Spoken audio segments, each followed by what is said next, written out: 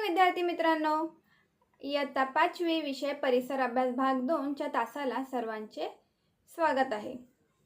सर्वात प्रथम इथं काही चित्र दिसतात, त्यांचे तुम्ही निरीक्षण करा आणि त्याबद्दल काय वाटतं ते जरा विचार करा. हे जे पहिलं चित्र आहे यामध्ये आपल्याला काय दिसत आहे? गाव आहे आणि शहर आहे. तर गावामध्ये सर्वकडे हिरवं दिसतंय, त्यानंतर शहर आहे. गावामध्ये लहान लहान झोपड्या, लहान लहान घरं, त्यानंतर शेती वगैरे सर्व दिसतंय आणि शहरामध्ये मोठ्या मोठ्या इमारती अशा दिसत आहेत. त्यानंतर इथं नाणी आहेत, नोटा आहेत, ज्यांचा आपण व्यवहारासाठी रोजच्या जीवनामध्ये वापर करत असतो. कधी दुकानात काय घ्यायला गेलो किंवा कुठे गेलो तर आपल्याला काय लागतात? पैसे लागतात, बरोबर ना? तेव्हा यांचा आपण वापर करतो. त्यानंतर बाजार आहे, तिथे आपल्याला वेगवेगळ्या वस्तू, भाजीपाला सर्व आपल्याला मिळत असतो. तर आता माणूस जो जीवन जगतो ते मानवाचं जीवन कसं आहे? स्थिर जीवन आहे. मागचा जो तुमचा पाठ होता त्यामध्ये तुम्ही शिकला ना मानवाच्या स्थिर जीवनाला सुरुवात कशा प्रकारे झाली. तर ते स्थिर जीवन आता मानवाचं जीवन त्यामध्ये सुधारणा होत होत मानवाचं जीवन आता कसं आहे? स्थिर आहे.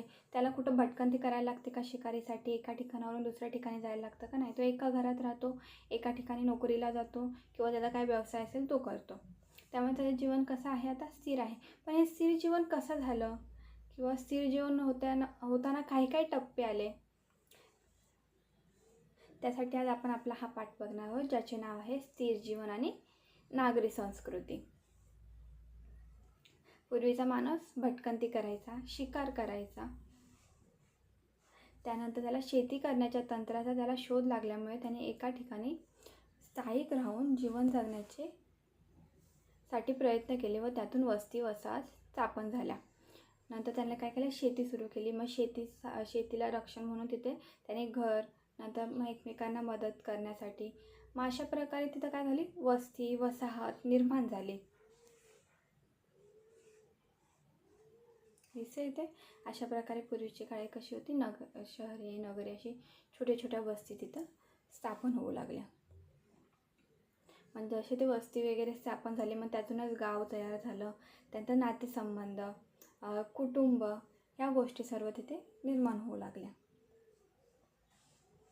इथे दिसतं एक जुनं कुटुंब, जुन्या काळातलं कुटुंब दिसत आहे. तर हे सर्व आपण बघितलं काय झालेले? स्थिर जीवनाला त्यांच्या सुरुवात झालेली. तर आता त्याच्या पुढचा टप्पा आपण या पाठामध्ये अभ्यासणार आहोत. चाकाचा शोध, धातूचा वापर व नागरी संस्कृती याविषयी आपण माहिती या पाठात घेणार आहोत. चाकाचा शोध लागला, त्यांचा धातूचा वापर, नागरी संस्कृती, त्यानंतर कशा बदल होत गेले ते आपण एक एक टप्प्याने या पाठामध्ये आज अभ्यासणार आहोत. तर पहिला आहे धातूचा वापर.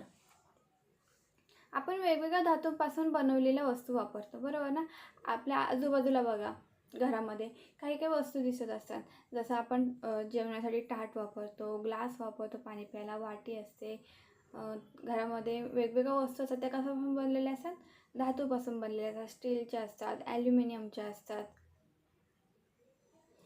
तसे वेगवेगळ्या धातूपासून बनलेल्या असतात. स्टीलचा ग्लास, स्टीलचा तांब्या, त्यानंतर अशी टोप वगैरे असतात, ते कशापासून बनलेले असतात? स्टीलचे असतात किंवा ॲल्युमिनियमचे पण असतात. किंवा हल्ली त्यामध्ये वेगवेगळे बदल होऊन आता जे कलई केलेली भांडी असतात, काळी भांडी वापरतात. अशा प्रकारे वेगवेगळे जसं जसं बदलत गेला का तसे भांडी पण बदलत गेली. पूर्वीचे लोक तांबे, पितळ या धातूपासून बनवलेले भांडी वापरत असतात. कधी तुम्ही बघितले असेल तांब्याची भांडी असायची, पितळाची भांडी असायची किंवा गावा साईडला गेल्यानंतर पण जास्त करून तिथं असतात तांब्याची भांडी वगैरे अशी किंवा ग्लास वगैरे आपल्याला बघायला मिळतात. तर जी पूर्वीची लोकं होती ते ह्याच भांड्यांमध्ये जेवण असेल किंवा काय असेल ते तांब्याच्या भांड्यामध्ये करायचे किंवा पितळाची भांडी वापरायचे. आताच्या काळामध्ये पण थोड्याफार प्रमाणात तांब्याची, पितळाची भांडी दिसतात. त्या जास्त नाही दिसत. जास्त काय वापरतात? स्टीलची भांडी वापरली जातात. प्राचीन काळी मानवाला कोणता धातू प्रथम सापडला असेल? कोणत्या धातूचा वापर मानवाने प्रथम केला असेल? कधी प्रश्न पडला आहे तुम्हाला की जो आता आपण एवढे धातू वापरतो, आपल्याला प्रत्येक गोष्टीमध्ये कुठं वायर वगैरे असेल त्यामध्ये पण तार असतो, तो पण धातूचा असतो. त्यानंतर प्रत्येक ठिकाणी ठिकाणी आपल्याला काही ना काही धातू दिसत असतो. पण कधी विचार केला आहे का तुम्ही, ह्या धातू नक्की कशी सुरुवात झाली असेल, हा धातूचा शोध कसा लागला असेल, किंवा पूर्वीच्या मानवाने सर्वात प्रथम धातू कोणता वापरला असेल? आपण युरोपमधील संग्रहालयातील वस्तूंच्या सहाय्याने या प्रश्नांची उत्तरे मिळवण्याचा प्रयत्न करू.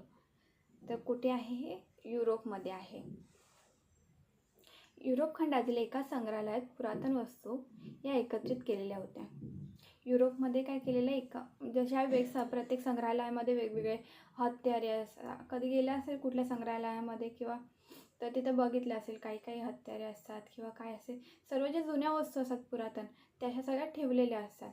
मग युरोप खंडातील जे एक संग्रहालय होतं तिथं सर्व पुरातन वस्तू काय केलेल्या होत्या, एकत्रित ठेवलेल्या होत्या. पुरातन वस्तूंचे वर्गीकरण थॉम्सन या अभ्यासकाने 3 गटात केले व त्याला त्रियुग पद्धती असे नाव दिले. जो अभ्यासक होता पुरातनावरती, त्यात अभ्यासक म्हणजे त्यावरती अभ्यास करणार, त्याचं नाव काय होतं? थॉम्सन. त्याने काय केलं, या सर्वांची वर्गवारी आहे ना ती 3 गटामध्ये केली. 3 युग मांडले. त्याला काय बोलतात? त्रियुग पद्धती म्हणतात. त्यातला पहिला आहे अश्मयुग, दुसरा आहे ताम्रयुग आणि तिसरा आहे लोहयुग. दगडाची हत्यारे ही आधीच्या काळातील, म्हणजे ज्यावेळी मानवाला धातूचा वापर माहीत नव्हता त्या काळातील होती. पूर्वी मानव काय करायचा? एकदम पूर्वीच्या काळात अश्मयुगामध्ये माणूस, त्याला कशाची हत्यारे माहिती होती? दगडाची. अश्म म्हणजे काय? दगड. या काळात दगडापासून बनवलेल्या वस्तूंचा वापर होत असे. तो दगडाला दगड घासून किंवा दगड तासून वगैरे त्यापासून तो टोकदार दगड वगैरे वापरून काय करायचा? शिकार करू लागला. हे आपण आधी शिकलेलो आहोत. अशा प्रकारे त्या काळाला काय बोललं जायचं? म्हणून या काळातील विभागणी अश्मयुग या गटामध्ये केली आहे. म्हणून त्याला काय होतं? अश्म म्हणजे दगड. त्या काळात कशाचा वापर केला जायचा? शिकारीसाठी किंवा आपली उपजीविका भागवण्यासाठी कशाचा वापर करायचे? ते दगडाची हत्यारे वगैरे, म्हणून त्याला काय बोललं जायचं? अश्मयुग. मानवी विकासाच्या टप्प्यातील पुढील टप्पा हा ताम्रयुगाचा आहे. ताम्र दिसते तर तो हत्यारे बनवत आहे. ताम्र म्हणजे काय? तांबे. हा कालखंड म्हणजे मानवाने ज्या कालखंडात तांबे या धातूपासून तयार केलेल्या वस्तू वापरण्यास सुरुवात केली तो म्हणजे तांब्याच्या वस्तू, तांब्या धातूपासून मिळवलेले अवजारे वापरायला सुरुवात केली त्याने. अश्मयुगीन मानव नदी किनारी भटकत असताना त्याला तांबूस व हिरव्या रंगाचे दगड गोटे दिसले. त्यातून दिसते तर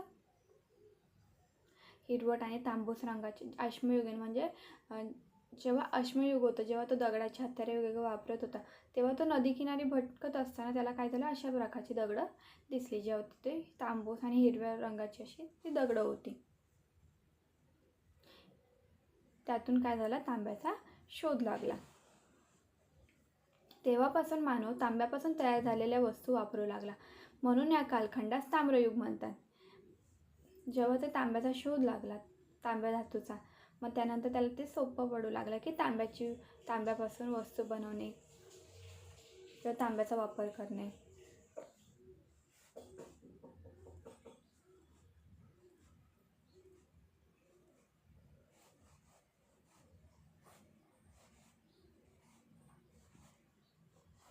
मग हे तांब्यात कसं करायचा? तो तांब्याला उष्णता द्यायचा, ते धातू वितळायचा आणि मग नंतर त्यापासून तो वेगवेगळ्या वस्तू घडवत असत, किंवा भांडी, हत्यारे. आगीचा शोध लागलेला होता, मग जेव्हा हा धातू तो काय करायचा? दगड वितळायचा आणि त्यापासून काय करायचा? भांडी वगैरे तो बनवायचा. त्यानंतरचा युग आहे लोहयुग. या युगामध्ये काय बनवली गेली? लोखंडाची हत्यारे बनवली गेली. लोखंडाची हत्यारे आणि वस्तू यांचा हा कालखंड होय. अश्मयुग, ताम्रयुग, लोहयुग हे तिन्ही कालखंड थॉम्सन यांनी पुराव्यानिशी म्हणजे समप्रमाण दाखवून दिले आहे. म्हणजे त्याने पुरावा दाखवला की अश्मयुगामध्ये दगडांचा वापर केला गेला म्हणून हा अश्मयुग, त्यानंतर ताम्रयुग, तांब्याचा वापर केला गेला म्हणून ताम्रयुग, आणि लोहयुग यामध्ये लोखंडाचा वापर केला गेला म्हणून हे काय आहे? लोहयुग. असे पुराव्यानिशी त्याने काय केलं? हे तिन्ही युग आणि त्रियुग पद्धती त्याने सिद्ध केली.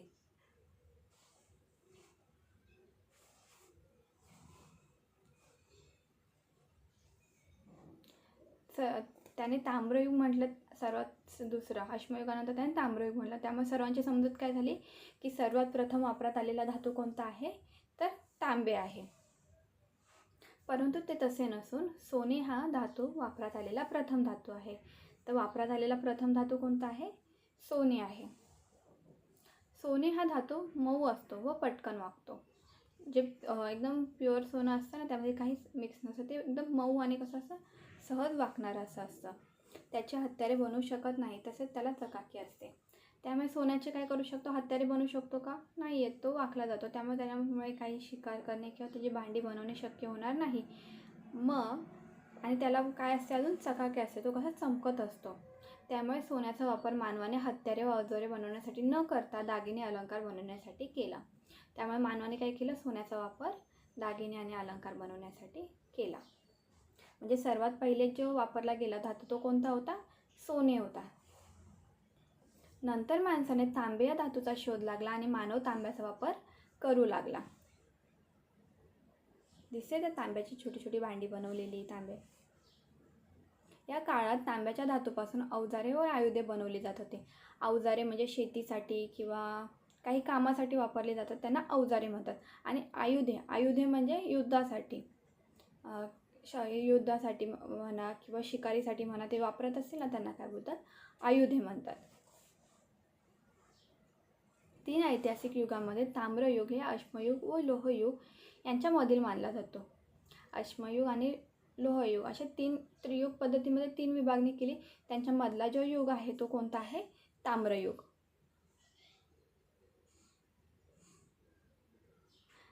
मग असे सांगितलं, त्या युगामध्ये काय झालं, धातू वितळून त्या लोकांनी शोध लावला की त्यापासून वस्तू बनवल्या जाईल.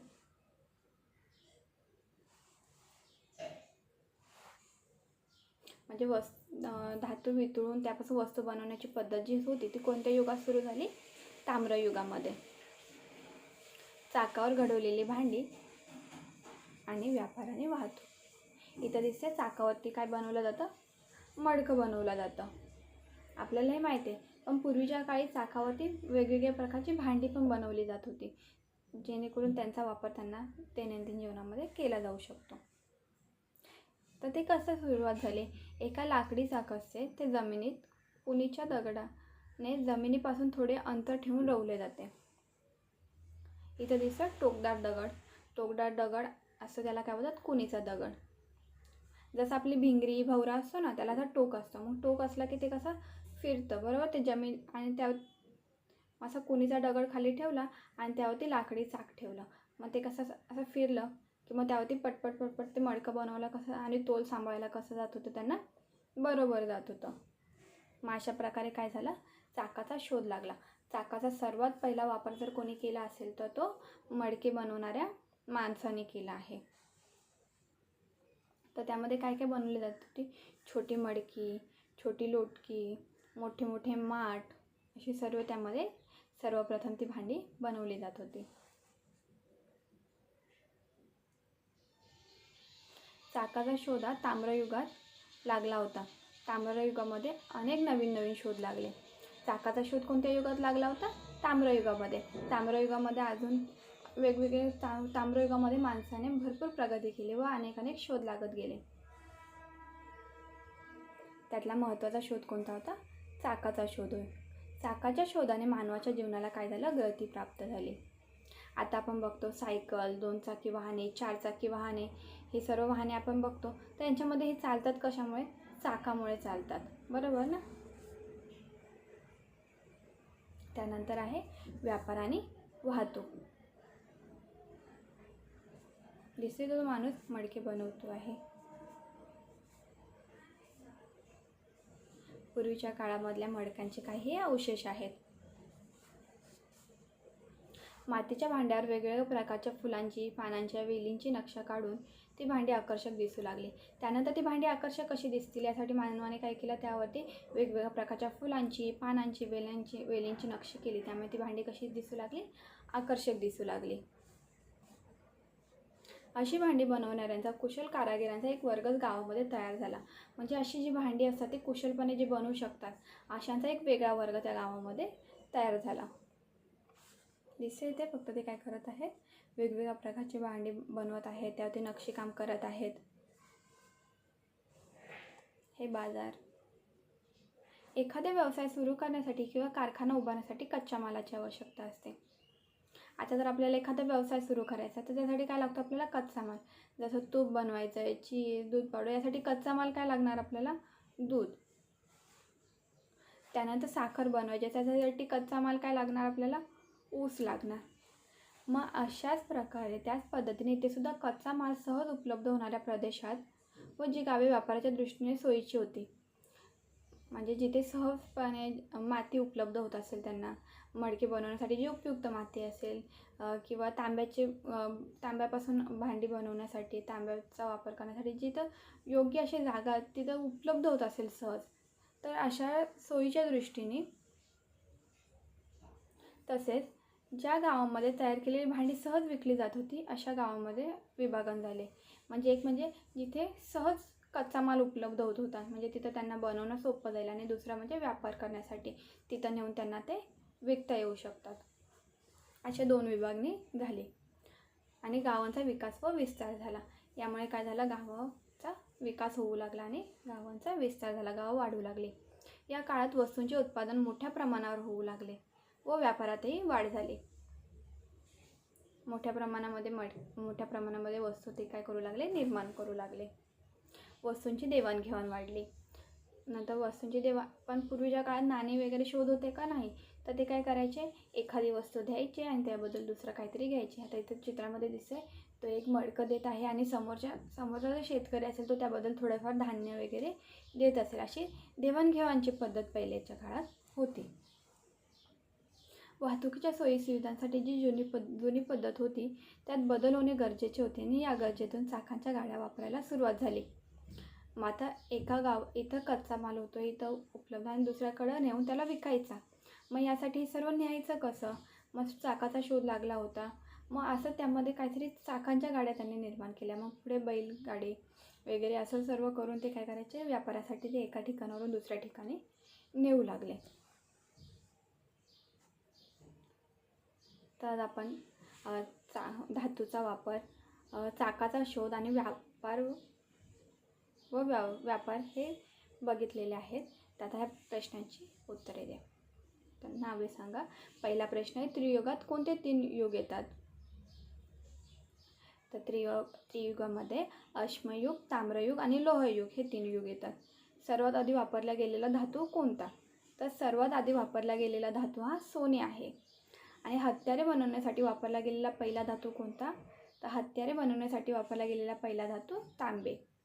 चाकाचा सर्वात प्रथम वापर कोणी केला. तर चाकाचा सर्वात प्रथम वापर हा मडके बनवणाऱ्या माणसाने केला. हा स्वाध्याय. तुम्ही बघितलेले मातीची व तांब्याची भांडी यांची यादी करा. ती कुठे बघितली, त्यांचा काय उपयोग केला जातो हे लिहा. आता तुम्ही कुठे मातीची भांडी बघितली असेल, कुठे तांब्याची भांडी बघितली असेल, मग ती कशासाठी वापरली जातात तिथे, किंवा आधी कशासाठी वापरली जायची, त्याची यादी करायची आहे. हा तुमचा स्वाध्याय आहे. धन्यवाद.